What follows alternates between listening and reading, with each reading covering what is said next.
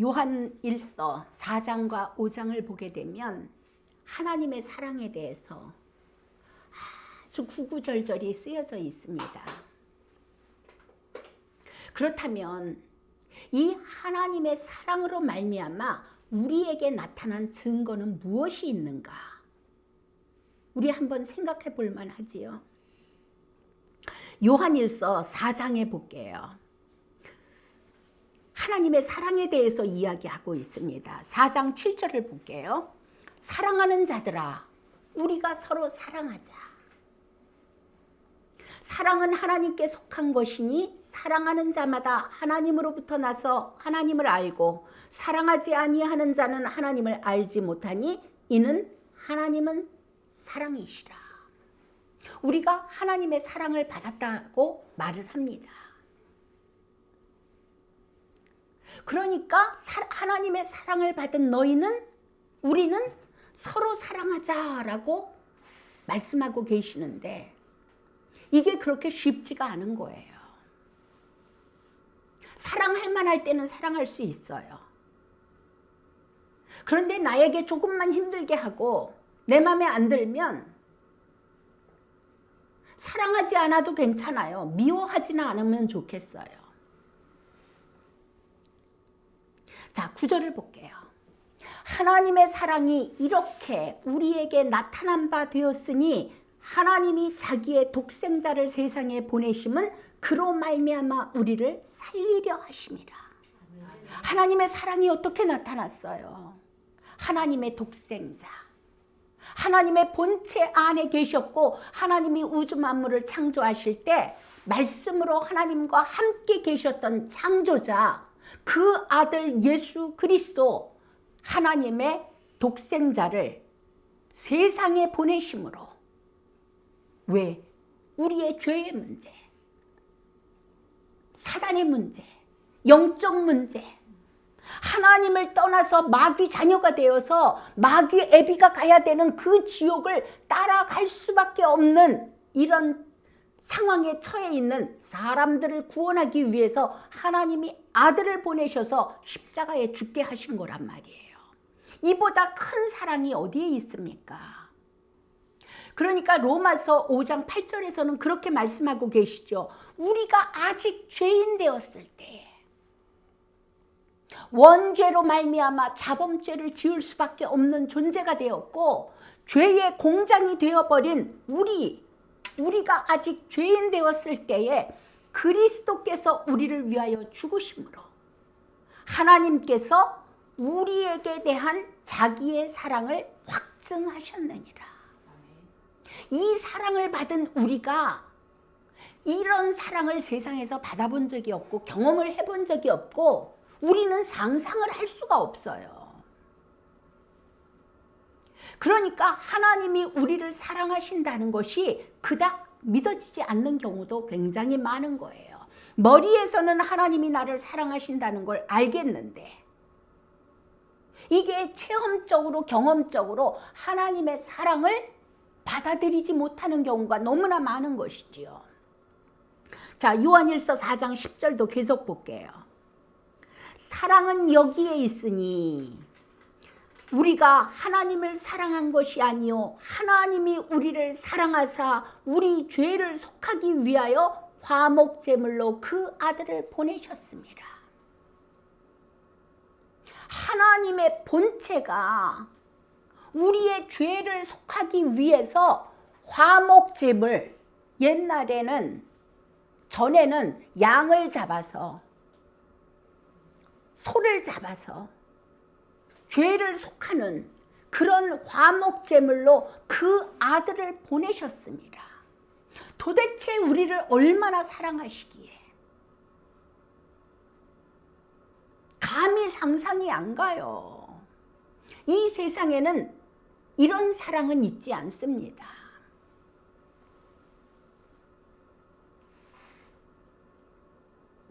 자, 14절을 계속 볼게요.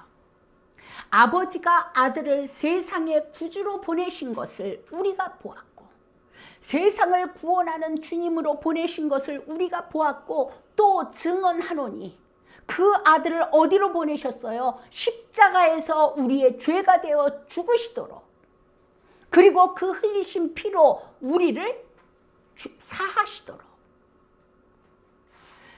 우리가 그것을 보았고 또 증언하노니 누구든지 예수를 하나님의 아들이라 시인하면 하나님이 그의 안에 거하시고 그도 하나님 안에 거하느니라. 하나님의 자녀가 되었단 말이에요. 하나님의 성전이 되어버렸단 말이에요. 예수 그리스도 안에서 하나님이 우리를 사랑하시는 사랑을 우리가 알고 믿었노니 하나님은 사랑이시라. 이 하나님의 사랑을 어떻게 사람의 언어로, 인간의 언어로 말할 수 있겠습니까? 이 시간에 성령께서 우리의 심령을 터치하셔서 정말 우리의 심령이 옥토와 같이 되어서 하나님의 사랑이 스며들어야지, 우리가 머리로 다 하나님의 사랑을 이해하려고 그러면 이거는 불가능한 것이에요. 사랑 안에 거하는 자는 하나님 안에 거하고 하나님도 그의 안에 거하시느니라. 우리가 볼 수 있는 하나님의 사랑은 십자가예요. 누가 십자가에서 죽었느냐 말이에요. 우리를 위하여서 혹 십자가에서 죽어주는 의인은 있을지 모르지만 그는 그리스도가 아니에요. 하나님, 아무런 부족함이 없는 스스로 계시는 하나님의 본체가 우리의 구원을 위하여, 죄사함을 위하여, 속죄함을 위하여 화목제물이 되어서 십자가에 죽으셨다니까요. 이 사실을 믿는 자는 마귀 자녀가 되어서 지옥까지 끌려가야 될 존재가 하나님의 자녀로 신분이 바뀌어 버린다니까요. 이 구원을 위하여서 하나님이 죽으신 거예요. 하나님의 아들이 죽으신 거예요. 자, 17절 볼게요. 이로써 사랑이 우리에게 온전히 이루어진 것은 우리들로 심판날에 담대함을 가지게 하려 함이니. 그 심판날 언제 올지 모르겠어요. 내 개인의 심판날이 오늘 저녁에 올 수도 있고 1년 후가 될 수도 있고 10년 후가 될 수도 있고, 또는 예수님 재림하시는 그 심판날에 우리가 하나님 앞에서 담대함을 가지게 하려 함이니, 하나님 앞에서뿐만 아니라 그 심판의 자리에 마귀가 얼마나 날뛰겠습니까? 마귀 앞에서 담대하게 하나님의 사랑을 우리가 증거할 수 있는 거잖아요. 주께서 그러하심과 같이 우리도 이 세상에서 그러하니라. 이 세상을 살아갈 때 담대하게 살아갈 수 있는 거예요. 정말로 하나님께서 아들을 십자가에서 죽이시며 보여주신 그 사랑으로 말미암아 우리는 담대하게 오늘도 살아갈 수 있는 거예요. 간혹 그러시는 분들이 있어요. 내가 구원을 받았는지 그날 죽을 때 알 수 있다라고 이야기를 해요.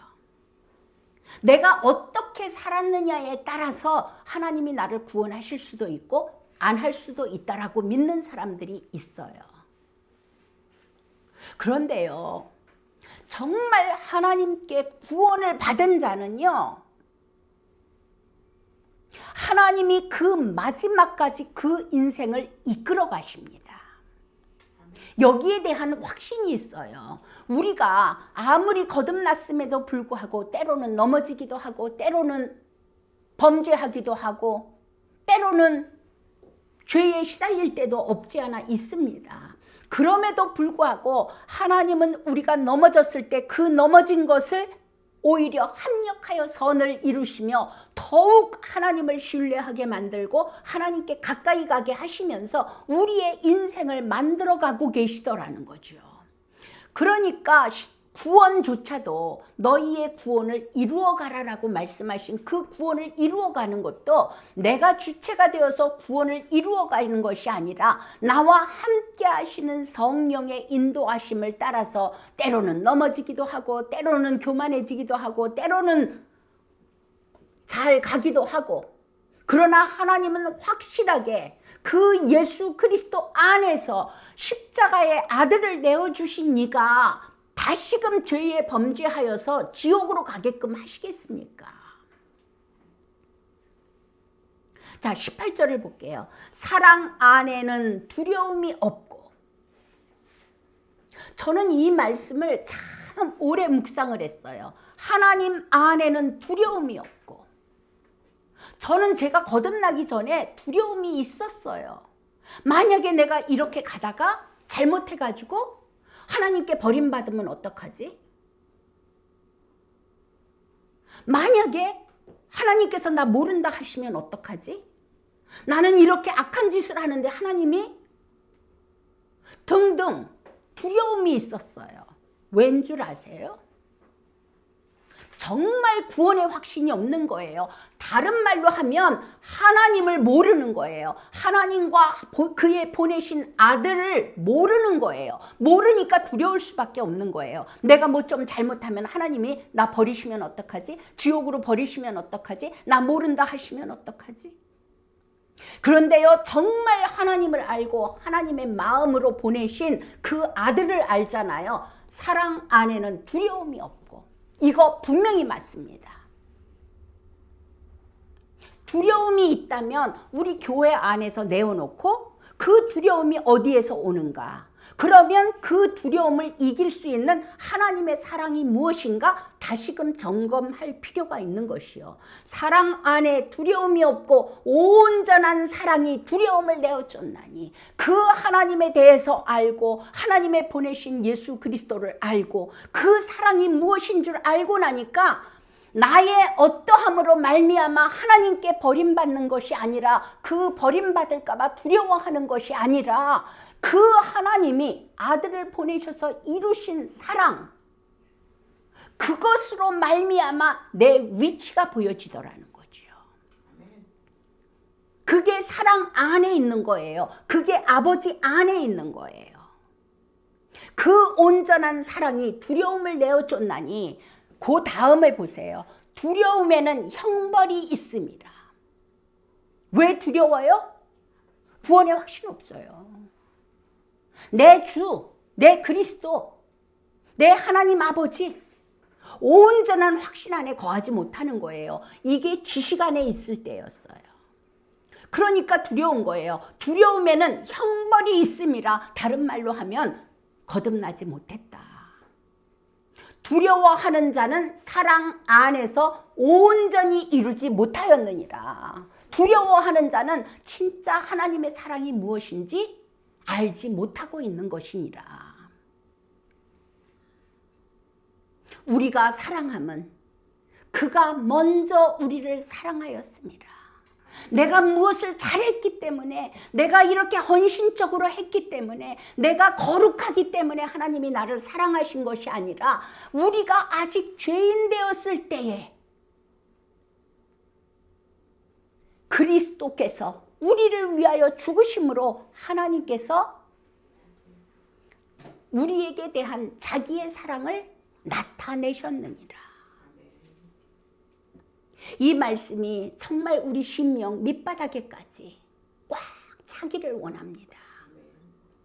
시편에 이렇게 말씀하세요. 시편 48편에 이 하나님은 영영이 우리 하나님이시니 우리를 죽을 때까지 인도하시리로다.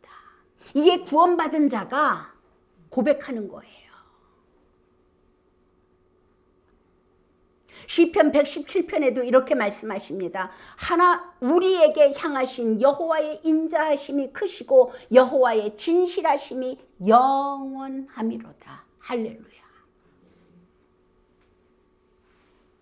이 하나님 안에 우리가 들어가 있는 거예요. 내가 어떻게 했기 때문에 하나님이 버리시고 그 아들을 아끼지 아니하시고 내어주신 하나님께서 내가 조금 부족했다고 나를 지옥으로 보내시고 거절하시겠습니까? 하나님을 알고 나면, 하나님의 사랑이 무엇인 줄 알고 나면 그 사랑으로 말미암아 우리는 확실한 구원의 확신 안에 들어갈 수가 있는 것이지요. 그렇게 거듭난 우리에게 요한일서 5장을 볼게요. 10절을 볼까요? 그 사랑을 받은 자에게 어떤 증거가 있는가를 이야기하고 계십니다. 하나님의 아들을 믿는 자는 자기 안에 증거가 있고 너무나 확실한 거예요. 나의 어떠함으로 말미암아 구원을 받는 것이 아니라 하나님으로 말미암아 그분과 그분의 아들이 하신 일로 말미암아 구원받았다라는 증거가 내 안에 있고, 하나님을 믿지 아니하는 자는 하나님을 거짓말하는 자로 만드나니 이는 하나님께서 그 아들에 대하여 증언하신 증거를 믿지 아니하였습니다. 믿지 않았을 뿐 아니라 믿어지지도 않는 거예요. 그러니까 그렇게 갈등을 하는 거고 두려워하는 것이죠. 11절 볼게요. 또 증거는 이것이니 하나님이 우리에게 영생을 주신 것과, 그 증거 중에 하나가 무엇이냐면 내가 영원한 생명을 받았다는 거예요. 이것이 증거라니까요. 내 안에 내가 이미 예수 그리스도로 말미암아 영원한 생명이신, 부활 생명이신 예수가 내 안에 오셔서 내가 그 영생 안에 있다는 것이 믿어지는 거예요. 또 증거는 이것이니 하나님이 우리에게 영생을 주신 것과 이 생명이 그의 아들 안에 있는 그것이니라.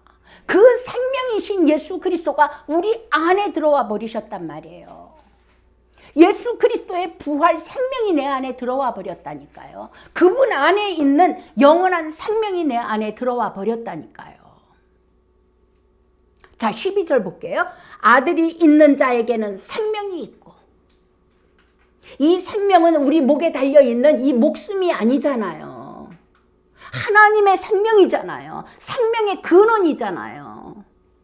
아들이 있는 자에게는 생명이 있고 아들이 없는 자에게는 생명이 없느니라.